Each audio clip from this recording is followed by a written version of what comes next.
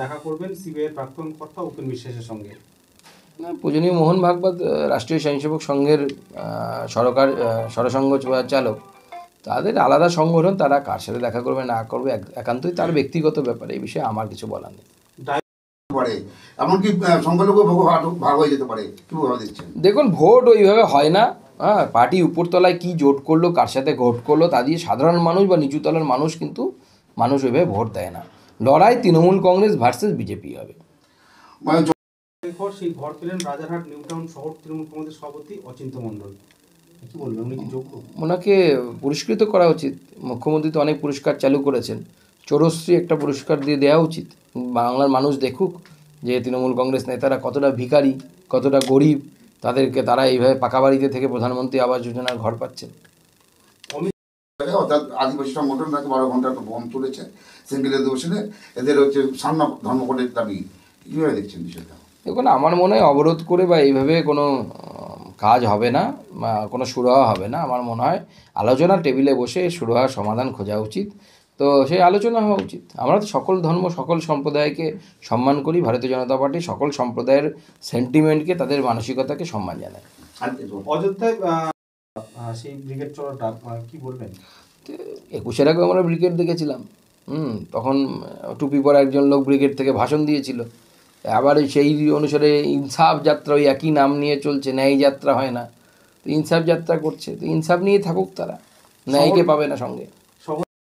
লক্ষ লক্ষ টাকা প্রতারিত এবার তৃণমূলের যুব নেতা, কাঠগড়ায় আবার তৃণমূল কর্মী, কি বলবেন?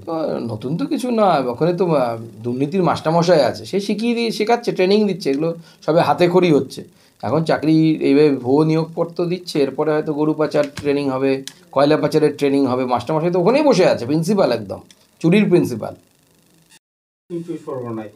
প্রধান শিক্ষক নিয়োগে তৃণমূলের 2 নেতার অডিও ভাইরাল হয়েছে ইতিমধ্যেই। কোনো নিয়োগই, আমি আগেই বলেছি, আবার বলছি, কোনো নিয়োগ তৃণমূল আমলে এমন হয়নি যেটা দুর্নীতি ছাড়া হয়েছে। প্রত্যেকটি জায়গায় দুর্নীতি হয়েছে, দুর্নীতি নিয়ে হয়ে পয়সা নিয়েই তবে হয়েছে। এমনকি ট্রান্সফার হয়েছে টিচারদের পয়সা নিয়ে বাড়ির কাছে। নিয়োগ দুর্নীতির একাধিক ফাইল, একাধিকবার চাওয়া হলেও মেলেনি, অভিযোগ হচ্ছে সিবিআই। 9 জানুয়ারি হাইকোর্টে রিপোর্ট জমা। ফাইল টাইল চাইলে পরে এরা দেবে না, এদের কানের তো গোড়ায় 2-4টে থাপ্পড় লাগালে পরে তবে ফাইল দেবে। এরা চুরি করে করে অভ্যস্ত হয়ে গেছে। চুরির প্রমাণ দিতে পারে নাকি? উপর থেকে মুখ্যমন্ত্রী বলে দিয়েছে দেবেন না ফাইল, চেপে রেখে দিয়েছে তারা। শিক্ষায় যিনি অধিকর্তা আছে তাকে ডেকে পাঠানো উচিত, কোর্টের 2 থাপ্পড় লাগানো উচিত, তাহলে পরে তো ঠিক হয়ে যাবে। সম্পত্তি নামমাত্র টাকায় লিজ, চিঠি পাঠালো সিজিও কমপ্লেক্স, বিরোধিতা করলো আরটিআই। এই যে অভিযোগ যে চেয়ারম্যানের বিরুদ্ধে যে কোটি কোটি টাকা প্রমোটারদের হাতে দেওয়া হচ্ছে। এখন দেখুন, এখন পশ্চিমবঙ্গে অকশন চলছে, সেল চলছে। পশ্চিমবঙ্গ বিক্রি করা হচ্ছে মমতা বন্দ্যোপাধ্যায়ের উদ্যোগে। যে যেভাবে পারছে লুটে নাও। তো টাকির চেয়ারম্যান তো মমতা বন্দ্যোপাধ্যায়ের কথা মতো তাই করছে, টাকি বিক্রি করছে। প্রত্যেক জায়গাতে, সব জায়গাতে চেয়ারম্যানরা চোর হচ্ছে আস্তে আস্তে। ভাঙড়ের তৃণমূল কংগ্রেসের নেতা আরাবুল ইসলাম মুখ্যমন্ত্রীর দ্বারস্থ হচ্ছে নিরাপত্তার জন্য। যার জন্য দেশের নিরাপত্তা বিঘ্নিত হয়ে যায় এরকম অবস্থা, তা সে আবার নিরাপত্তাহীনতায় ভুগছে, তো ভাবতেই অবাক লাগে। তো কোন কলিকাল এলো? আরাবুলের ভয়ে তো সবাই অধ্যাপিকারা পাগল, পালিয়ে আসতে বাধ্য হতো, জগ ছুঁড়ে মারতো এই আরাবুল, কলেজের অধ্যাপকদের। তিনি ভয় পাচ্ছেন, সময় খারাপ আসছে। তৃণমূলের গোলমাল খড়গপুর পুরসভা, অর্থাৎ যেই এটা নিয়ে টাকা তোলার বলবেন নাকি তৃণমূল বিপদ যাচ্ছে? তৃণমূল এখন একটা ভঙ্গুর শক্তিতে পরিণত হয়েছে এবং আত্মঘাতী শক্তি। অর্থাৎ যে শক্তি নিজেই নিজের লোককে খুন করছে, নিজের লোকের মাথা ফাটাচ্ছে, নিজের কর্মীদের গুলি চালাচ্ছে, তোলা নিয়ে গণ্ডগোল। তো স্বাভাবিকভাবে এই তৃণমূল কংগ্রেসের কর্মী সমর্থক যারা আছে, তারা আগামী দিনে কিন্তু তৃণমূল কংগ্রেস করেই বিপদের সম্মুখীন হচ্ছে তারা, এবং হবেও। তাই এই এলাকার ব্যবসায়ীরা এসেছিলেন, যেখান থেকে নতুন একটি যদি ডাঙ্গি দিয়ে যদি আমরা আইসিপি তৈরি করতে পারি, অর্থাৎ চেকপোস্ট তৈরি করতে পারি, তাহলে এই বালুরঘাট শহরের অর্থনৈতিক পরিস্থিতির উন্নতি হবে। তারা আমার কাছে আবেদন জানিয়েছেন, আমিও আগামী দিনে তাদেরকে বলেছি একটা লিখিত আবেদন তৈরি করতে। তাহলে আমি আগামী দিনে মাননীয় গৃহমন্ত্রী মাননীয় অমিত শাহজির সাথে কথা বলে তার কাছে আবেদন জানাবো এই বিষয়টি নিয়ে ভাবনা চিন্তা করার জন্য, এবং আশা করি আগামী দিনে কোনো সুরাহা মিলবে। সুমন্ত, একটা হয়ে গেছে বিমানবন্দরে, করবেন আজকে প্রধানমন্ত্রী রোড শো ঘন্টায়, কি বলবেন এটা নিয়ে? দেখুন, অযোধ্যা আগামী দিনে এমন একটি শহরে রূপান্তরিত হতে চলেছে যা গোটা বিশ্বের পয়েন্ট অফ অ্যাট্রাকশন, অর্থাৎ আকর্ষণের বিন্দুতে পরিণত হবে। এবং যে বিপুল ইনফ্রাস্ট্রাকচারাল ডেভেলপমেন্ট হচ্ছে, আগে বা এই মুহূর্তেও অযোধ্যাতে আপনি গেলে দেখতে পাবেন খুব ছোট হোটেল ছাড়া খুব বড় হোটেল নেই। এয়ারপোর্ট শুরু হচ্ছে, স্টেশন বিশ্বমানের তৈরি হচ্ছে। আগামী কয়েক বছরের মধ্যে দেখবেন অযোধ্যা 5 স্টার হোটেলে ভর্তি হয়ে গেছে। এবং এটাই হচ্ছে উন্নয়ন, ডেভেলপমেন্ট।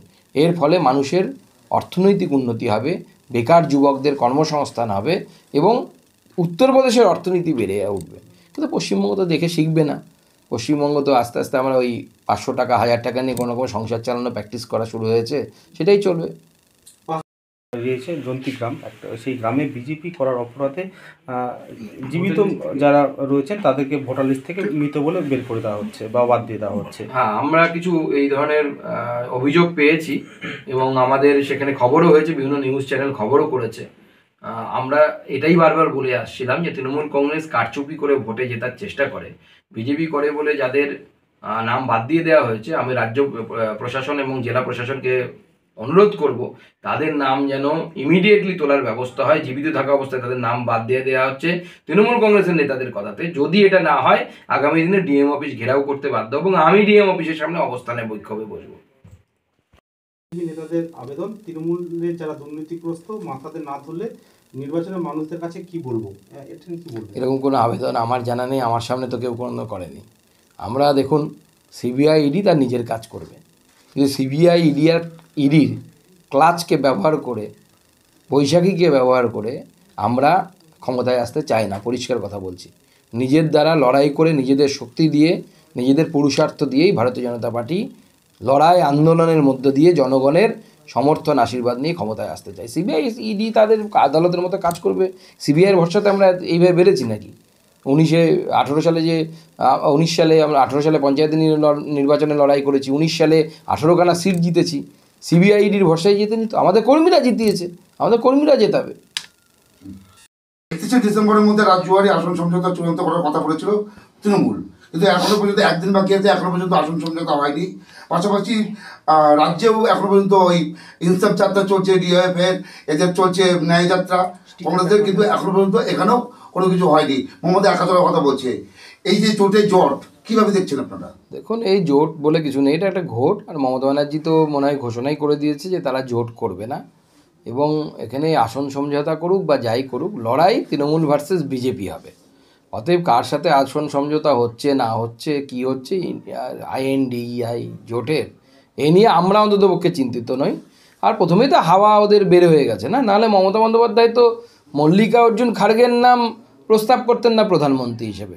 বাংলায় এখন বাংলার মানুষকে আমি আবেদন জানাবো, এমনকি তৃণমূল কংগ্রেসের যারা কর্মী সমর্থক নেতৃত্ব আছে তাদেরকেও বলবো যে আপনাদের সামনে ভারতবর্ষের প্রধানমন্ত্রী হিসেবে দুটো অপশান আছে। সেই অপশান আমরা তৈরি করে দিইনি, মমতা বন্দ্যোপাধ্যায় স্বয়ং নিজে তৈরি করে দিয়েছেন। একদিকে নরেন্দ্র মোদী, একদিকে মল্লিকা অর্জুন খড়গে। আপনারা কাকে প্রধানমন্ত্রী হিসেবে দেখতে চান বাংলার মানুষকে আমি তাদের কাছে হাত জোর করে অনুরোধ করব, মমতা বন্দ্যোপাধ্যায়ের দেয়া অপশান অনুসারে আপনারা এই দুজনের মধ্যে থেকে একজনকে বেছে নিন। বাংলায়